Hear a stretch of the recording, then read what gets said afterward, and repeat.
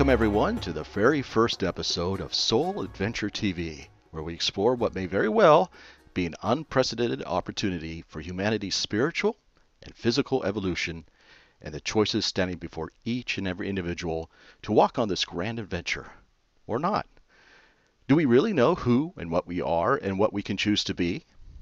To give us some exciting, intriguing insights into these questions, I am so happy to have Stan and Lisa Romanek, both of whom have shared the most extraordinary of experiences with direct ET contact and are the best-selling authors of the books Messages, the world's most documented extraterrestrial contact story, The Orion Regressions, Answers, and Lisa's book From My Side of the Bed.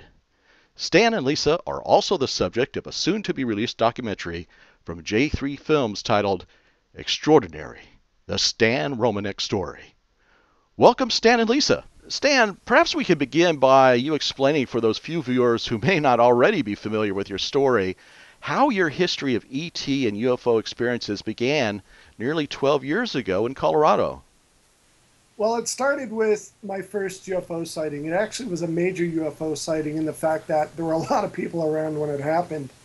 I met my wife online in a chat room, believe it or not, and she lived in Nebraska and I lived here in Colorado. And I wanted to find a way to kind of entice her to come visit me in Colorado. So I thought, I'm going to send her a little care package, chocolates, flowers, and maybe videotape the skyline of Denver, show her how pretty it was.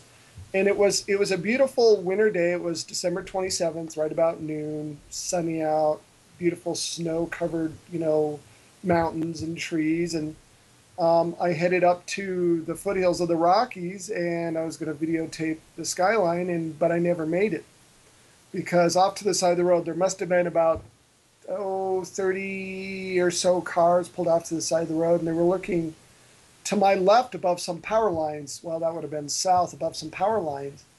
And I looked up, and that's when I saw my first UFO, and that's basically when it all started. Hmm. You know, another fascinating aspect of your case, which is, I have to say, is one of the most, if not the most, well-documented case I've ever run across, are the multiple hypnotic regression sessions that you undertook, Stan, where the ETs actually spoke through you and answered questions. Is that something that you continue to do, those regressions? Well, I've the last one I did was when About was a it? year and a half. About a year and a half ago, I'd say. Oh no, about a year ago for J3. Yeah, Oh for the yeah, for the I did documentary. it for the documentary film. I did a regression. It started out during one of the regression sessions I had. The normal hypnotherapist I was working with um, was doing a regression, and something happened. I changed my voice patterns, changed my mannerisms changed. And unlike most regressions, a regression session is not like they show you on TV. It's just basically like you're in a very, very deep daydream. And you can remember most everything about the regression. This was different, though. I didn't remember anything. And after I came out of it, I actually thought I fell asleep, and my wife was telling me something weird happened. And apparently, it scared the hypnotherapist so much that she instantly brought me out of the regression. So we were introduced to a gentleman by the name of Dr. Leo Sprinkle, and we told him about it, and he seemed fascinated. And we wanted to kind of go further with the regressions anyhow, so we hooked up with him. And when it happened, he let it happen, and some amazing stuff came through. Well, and you have to understand, Stan wasn't just having these regressions done for no reason. The abduction experiences continued, the night writings of these equations continued. And, our first session with Dr. Sprinkle was to find out if there was more to these equations. Something, because I watched him write a couple of these things, but while he was writing, he was unaware that he was doing it. And he just kept saying, there's not enough room. I don't understand, things like that. So he wanted to find out if there was more, to these equations that he wasn't getting. And people need to understand I'm severely dyslexic. And some of these equations are known, some of them aren't. But it's really hard for me to talk about these I don't really like the word channeling. I mean, it was hard enough for me to deal with the fact that UFOs were real, and now I have to deal with all this weird paranormal stuff that I would have made, if somebody came up to me and said, "Oh, I believe in UFOs," I would have laughed at them, especially if they said, "Oh, something's talking through me." Forget it. How do people believe that? But it's real. We videotape all these sessions. Whatever this thing is, it's very advanced, and luckily we record the sessions because I have to look at it because I don't remember anything when it happens. And then we have to go and look up some of the words this thing uses because I'd never heard these words before. What is your understanding of who or what it is, if I can even use the word it? Okay. It seems to be a council. It's very hard for Stan to talk about this stuff. I'll let her tell you. And it took a lot of convincing, browbeating, whatever you want to call it. No, it's browbeating. To get the Orion regressions in book form, because that is where a lot of the messages are. It's fascinating. Every time I read it, and I've read it many times, I find something new. So it's a collection of 5 of Stan's sessions.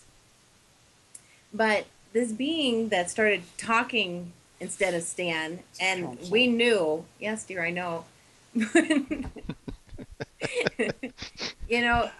We asked, what is your name? What are you called? And he says, I am not important. What we do is important. What Starseed, they call him Starseed all the time, Starseed does is important. But you can call me Grandpa if you want to.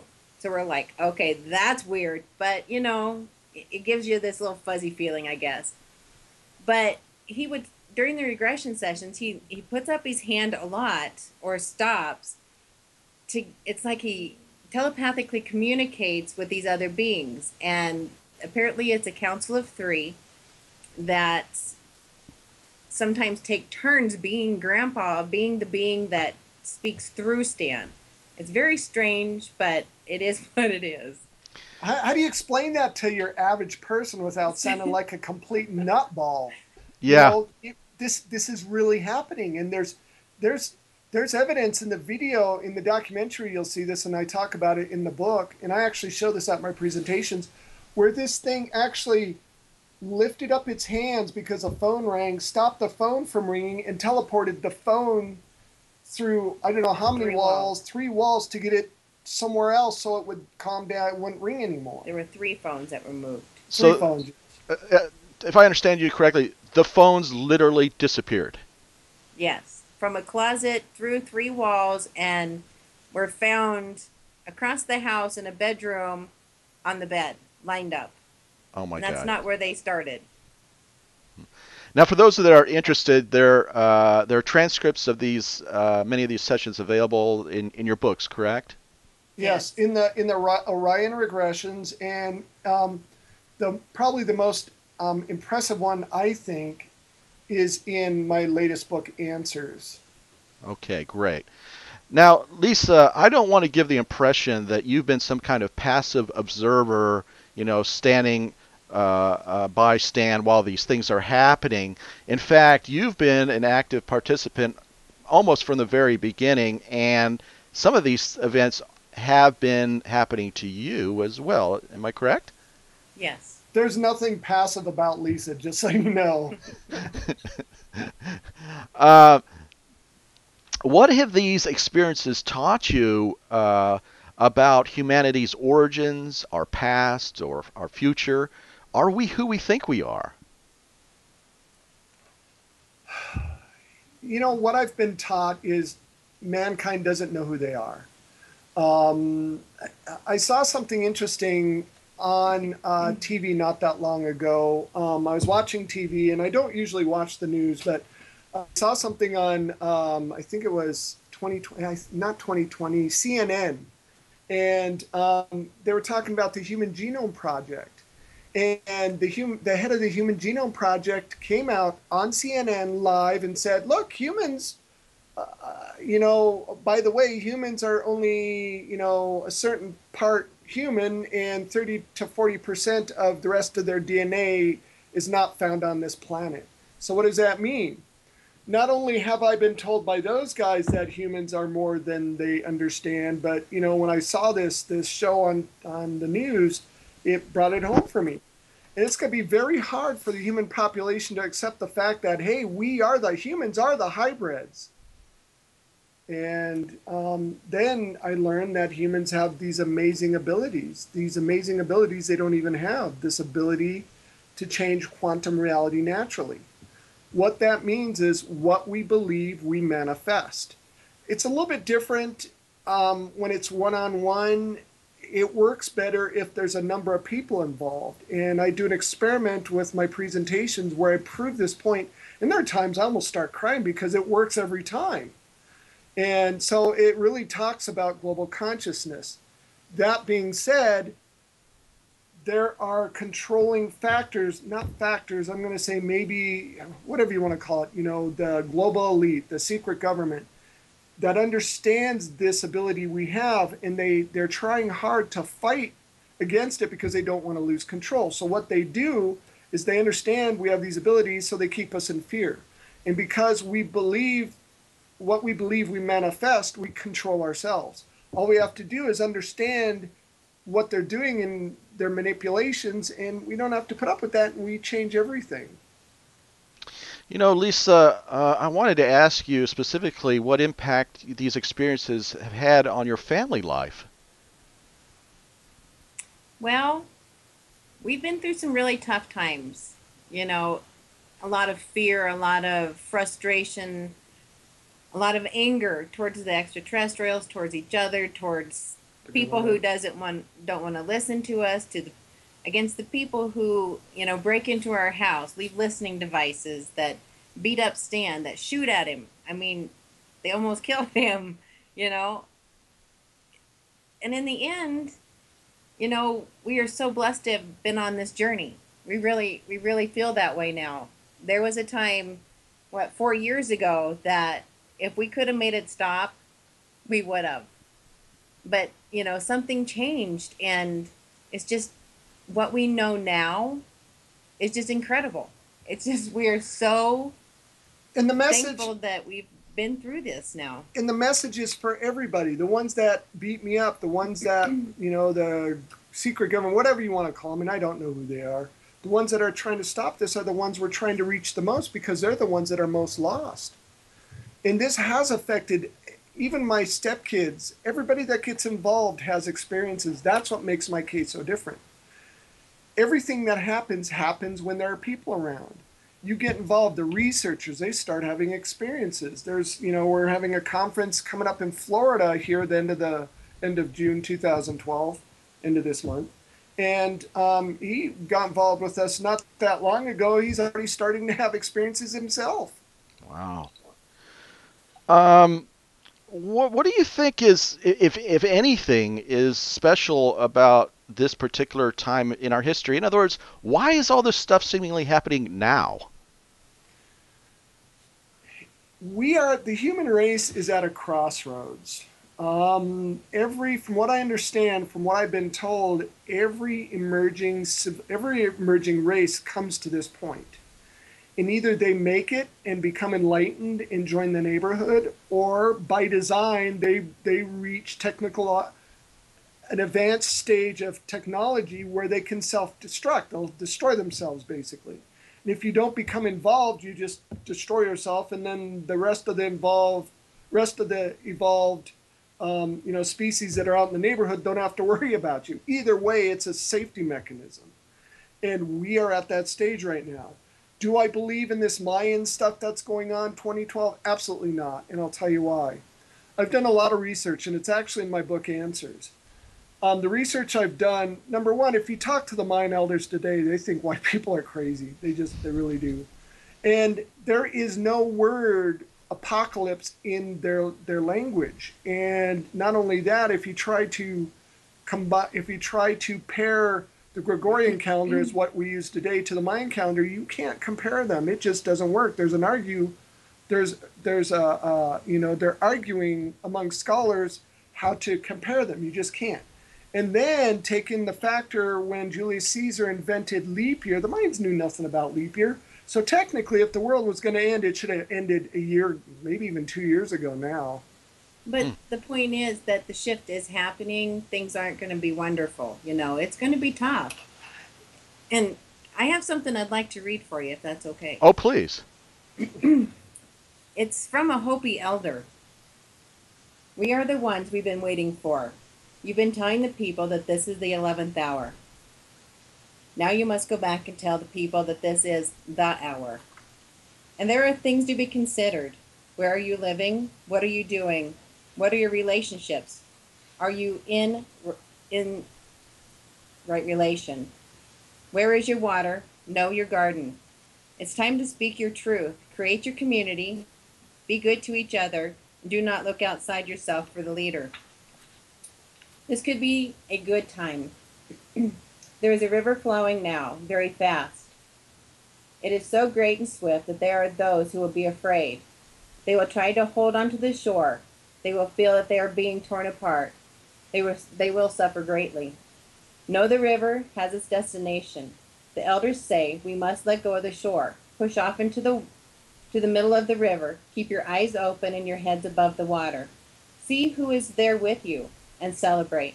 This is a time in history where we are to take nothing personally, least of all ourselves. For the moment that we do, our spiritual growth and journey comes to a halt, and the time of the lone wolf is over. Gather yourselves, banish the word struggle from your attitude and your vocabulary. That all we do now must be done in the sacred manner and in celebration. We are the ones we've been waiting for. Oh, that's so inspiring. When was this spoken, or when was this recorded? I think it was in 2006. Interesting, interesting. And it That's was, when or 2008 maybe. 2008. 2008 when the shift actually began. and this was, did you say a Hopi shaman? Hopi elder. A Hopi Hopi elder. elder. Fascinating. Stan, one of the questions that I have about your experiences is if this really all has to do with human evolution, why are the extraterrestrials so seemingly interested in it? Does it impact them somehow too? Um, you have to understand, and I truly believe this. As it is in heavens, it is so on earth. There are multiple things up there with multiple agendas. And there's good and bad up there, just like there's good and bad here. I believe that people think, and I argue with these people sometimes. They believe that we're three-dimensional beings living in a spiritual or living in a multi-dimensional universe. I believe that we're multi-dimensional beings living in a three-dimensional reality, and that this third dimensional reality or they call it vibrations, I guess, or densities. This third density is like the roots of a tree, and if you kill the tree, kill the roots of the tree, you kill the whole tree. And that's one of the reasons I believe that they're interested in us. And you also have to understand that some of these beings, not only are they multidimensional beings, but they're physical beings, and there are, some of them are us from the future. Wow, right. Yeah, you mentioned that earlier in our discussion, and that's just fascinating that they may have contributed what DNA to our species, or how. Well, according to what I understand, and again, this is in my book, we are a conglomeration of a bunch of different things. And we are everything in this universe is part of the oneness. Everything in this universe is part of the God source, God, whatever you want to call it. That being said, we need to represent what we're from, who we're from. And it's all about love. It's all about understanding. That's what changes everything. And there are people out there fighting up there as well as down here. They don't want us to succeed because, number one, the guys up there that are against us are against our potential. They're afraid of our potential. And, once we realize who we are, it really is a game changer. Well, you came directly to my next question, talking about our potential. What is our potential? What are we evolving into? Well, if we're from God, if everything is from the source, from the oneness, our potential is limitless. We could go on and on and on and on and on. And to me, it's really, from what I understand, it's really not about the end result, it's about the experiences. And that's how God or the oneness are, because we are of that, that's how God or the oneness learns through us. Wow. Lisa, is this evolution something that we as individuals can actually opt out of? I think we all have free choice. We were given that from the time we were created. Um, and, I really think that the people that's, Stan was talking kind of about how this transition is going to happen, people may be left behind. The ones who are being left behind may not be soul ready, spiritually ready. It's not like they're going to be left in this burning hell in this horrible place. It's just, does that make sense? Yes, it's for me. It's all about choice. Do you agree? Yes. And that's the journey. We've been given a choice to see what we do with it. Mm-hmm. And it's about the learning process. And this shift that we're in, some of them aren't going to want to go because they're frightened. And again, it's all about fear. And fear is a controlling factor. That's how this global elite or whatever control the masses, through fear. Yeah. A source I trust very much says the job of fear is to spread more fear. Absolutely. That's perfect. We got to get away from that. It controls every moment of our lives if we allow it. Absolutely. It's a pollutant. Now, we've talked about individual choices and individual consciousness. And then we've also sort of talked about group consciousness. How do those two play against each other in the choices that we're going to make or may make in regards to this transition? Well, I think individually we are very powerful beings. And Stan and I, try to meld our two perspectives of this, in that the things we say and do every day of our lives affect not only ourselves but other people. But we have to begin with ourselves. So putting out that, you're miserable, you need, you want, you're all the negatives. The more you put that out, the more you bring that into yourself. Is it? I mean, So, in other words, to say, I need money, you're going to get the need. You're going to get the need part. Don't say it that way. Say, I will have money.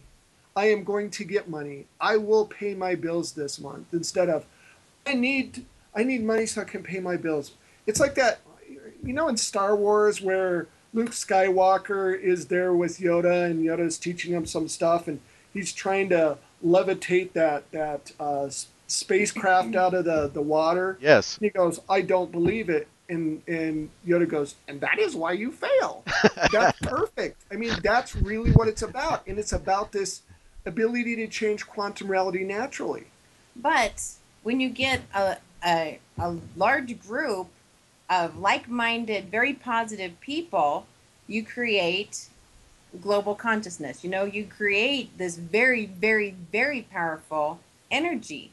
Individually, we have it to affect ourselves and the people that are close to us.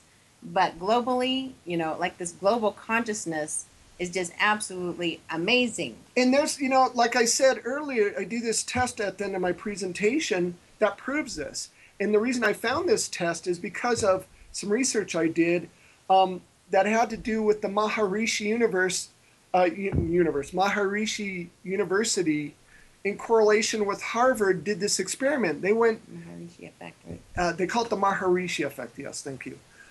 Where they said they can, by just using, I think it's 1% or is it 10% of the population of a city, just through prayer and meditation, they can drop the crime rate. So they found the worst crime-ridden city, which, believe it or not, is Washington D.C. And they went to the police department there, and they said, "Look, we'd like to try this experiment, and please let us know what happens." And they laughed at them at first, but they thought, well, what could it hurt? So not only did they drop the crime rate to 20%, but the time they did this experiment, the crime rate should have risen 20%. So in total, it dropped the crime rate 40%. Now they've done this experiment over and over and over, and it's worked every single time. Do you think it's going to require for this transition to happen a certain percentage of the world to elevate itself, or is it purely an individual choice and an individual experience? It has to be more people believe than not. There's going to be it has to be past 50%, and I don't know what we've been told, what I've learned. There has to be more people believe than not, and once that happens, the shift is almost instantaneous. And right now, most of the Roper polls and things like that are saying 70 to 80% of at least Americans believe. Believe in In, what? in, Believe in that we're not alone. extraterrestrials, believe in UFOs, believe in the unity. It's incredible. But that's just the United States. You Now know? we have to get the world involved. But the rest of the world are opening their files and releasing the proof. We're Stuff's not, happening. So that's pretty incredible that we, the people of our United States. And it's not gonna come from the governments. It's gonna come from us. What's interesting is, and a lot of people in the United States don't know this, every country pretty much in the world has opened their files to prove that extraterrestrials are real, including the Vatican 3 years ago came out and said, "Oh, by the way, there are multiple types. Some look like us, and it's not a sin to believe in them." Monsignor Balducci. Monsignor Balducci, right-hand man of the Pope, a good friend of ours, Paula Harris, was instrumental in getting them to do this. So things are definitely changing. Yeah. And Lisa, I wanted to especially commend you for your courage and for your service, in particular for being so open about these unusual events that have been occurring now to both of you for, 12 plus years, and including what seem to be hybrid ET offspring that are connected to Stan. So, as a wife, as a mother, how do you come to grips with that? Is it something that you now accept, or do you in any way question it still? Well, I know that they're real. I know that they exist, but it's still very hard for me to accept it completely without actually having a physical contact with them. Yes, we've seen them, but not as parents. It's They aren't with us right now. I mean, we've seen them in physical form. I've photographed them. They've showed up at conferences, stuff like that. But I think what Lisa's trying to say is, as a parent, you worry about them. You wonder if they're okay, And it's easier to just kind of pretend that they're not real in order to emotionally be able to get through not knowing if they're okay, not knowing if they're being nurtured or cared for. It's a lot of emotional stuff. Right. And, a lot of people ask me, it's like, well, how are you okay with these other women being involved with Stan? And it's, I was very fearful that he would find this woman that he has 7 children with. But at the same time, after getting 6 years of searching for her, he finally found her. She walked into a conference, actually, that he was doing. And in getting to know her and, really doing some soul searching of my own, I had to realize, it wasn't an affair. No one who is involved in any of these abductions, these contacts with these beings who are parents of these children, had a choice in it, not a conscious choice. It wasn't anything lurid or, it wasn't cheating. So I had to really come to terms with being okay with Victoria and our friend Heidi also, who is a mother of one of the children too. Well, I can't let us go too much further without asking you the big question: what are these children like? Well, We saw our first child during one of the kids during a surprise book release party. Well, surprise book party Lisa threw for me when I became a best-selling author. And they're physical. I mean, we've talked to them over the phone. As bizarre as that sounds, it's real. We were warned that they were going to show up at one of the conferences I was attending or I was speaking at in Aztec, New Mexico. There were multiple witnesses. We got pictures. In fact, the pictures of the ones I mean, they were in our backyard even. We've got pictures. You can go see them in the but book. but the very strange thing about them is they run very fast because Stan chases them. So it's like, stop chasing the kids, Stan. But What? it's like they disappear like that. So they are very much interdimensional They beings. have to be. That's the only way to explain it. They can be physical, but they can disappear very quickly. Do they look more like us or like Greys or what? No, they look very human. I mean, they have our facial features, they have hair, they have, you know, little children bodies. Very, very different though. I mean, they're almost angelic, like little China dolls, very thin, but beautiful children. And mainly it's their eyes, very slanted, way, way too big for human eyes, very blue, almond-shaped eyes. And if you get my book Answers, you see the picture, one of the pictures in there where the little girl is sitting down and she only has three fingers and a thumb. I forgot, we're not doing radio. We could actually show a picture, couldn't we? Yes, you could. Please do. If I can find it. And back. Go So, ahead, keep talking about it. there are, and we've caught more than just one. We've caught one looking in our window. One was picking flowers in my wife's in our backyard. My wife's flowers. Can you see that? Right. And now this appears to be taken at some kind of conference or Yeah, at the Aztec, New Mexico, Aztec UFO conference. There's wow. multiple people there. I mean, this is a odd in and of itself, but the conference was being held at a Mason's lodge, and the head Mason came up to me, he had tears in his eyes, and was shaking because he said, Stan, these weren't human. I know they weren't human. My God, I don't know what to do. They weren't human. And these people were freaking out, and this one little girl actually approached a woman, and you know talked about not being able to find her dad, and she wanted to leave a message for her dad. And then after my talk, she came up to me and left the message for me. So And the strange thing about this child was Victoria knew that the eldest little girl's name is Kioma. Heidi knew that her daughter's name is Trilly. But I said, okay, if I have a child, then why don't I know her name? So this girl at this conference actually told this woman, as part of the message, tell Lisa my name is Suri. Oh.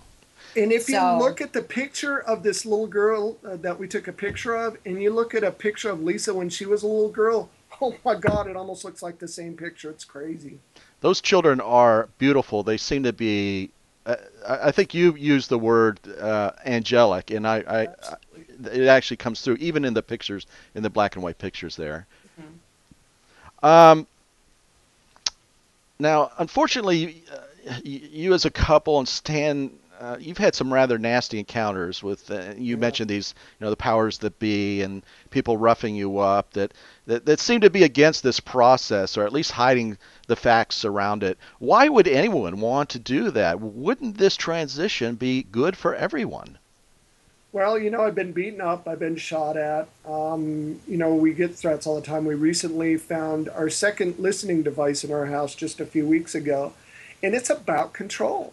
They don't want to lose control. This is a game changer. Once we realize who we are and that we aren't alone anymore, it changes everything.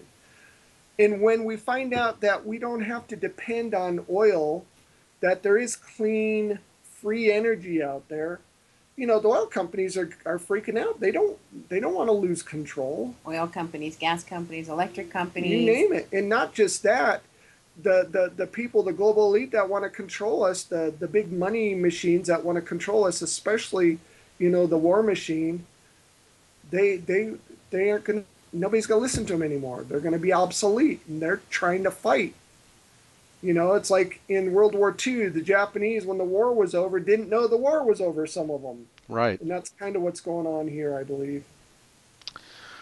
So, what's going on currently with you both? I understand you have a conference coming up. Tell us about that. Yes, we do. It's June 29th and 30th in Fort Lauderdale, Florida. And it's called the Romanek Disclosure Event. And, I think it's very important that if you're able to come, please do. And we really appreciate you having us on your show and the other radio programs also, just so that we can actually tell our story and get the message out, because it's so very important that people know this stuff, whether they believe it or not. Once they hear it or once they see it, they tell us all the time that we've changed their lives, and that's a very powerful message. So it's called Disclosure, the Romanek Disclosure Event, because Stan's going to show 3.5, 4 hours of videos of his experiences, pictures, documents from the government of some of these cover-ups. I've been given 120 top secret documents from a 3-star general, that nobody else has, and I'm going to speak the 29th. Lisa's going to speak the 30th, and then we're going to have a night watch. And a lot of times we just won a night watch, sky watch in Texas, in Glen Rose, Texas, and a UFO came down and beamed everybody at the. Oh. Yeah, we were on the Odom Ranch where the Stevensville lights sighting happened. So yeah, it was pretty cool. Yep. Wow. How can people learn more about your story and keep up to date? Well, there's going to be a documentary feature film coming out sometime, hopefully this next fall. Or you can go to my website, stanromanek.com, StanRomanek.com, or lisaromanek.com. Or Lisa has this amazing blog now, and I am so jealous. And you can get to that blog simply by clicking the little e-blog button on my website. Excellent. You can connect with me to Facebook, Twitter, We're and all my on blog. Facebook and Twitter and all that other stuff too. So The one-stop shop. Well, I want to thank you both again for being so generous with your time and for sharing these extraordinary experiences with our audience. And we invite visitors to leave comments and questions on the Soul Adventure TV website or on YouTube. And please feel free to share this video. This information, as you said, is meant for everybody. Absolutely. Thank you. thanks for having us.